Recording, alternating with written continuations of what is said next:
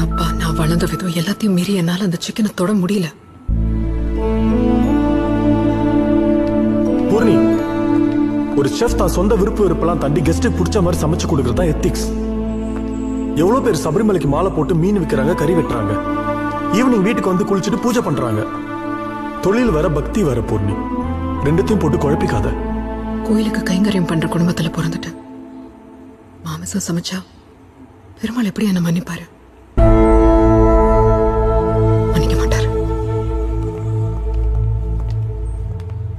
தௌ தத்ர ஹத்வா சதுரமஹா மிரிகான் ஆதாயம் மேத்யாம் துவாரிதம் புபுக்ஷிதவ். வால்மீகி ராமாயணத்துல சொன்னது. வனவாசத்துல பசிச்சப்ப ராமனும் லக்ஷ்மணனும் 4 விலங்குகளை வேட்டையாடி சமைச்சு சீதையோட சாப்பிட்டாங்களாம். அயோத்திய காண்டம் சர்க்கம் 52ல இப்படி ஒரு குறிப்பு இருக்கு. பெருமாளோட அவதாரம் தானே ராமன்.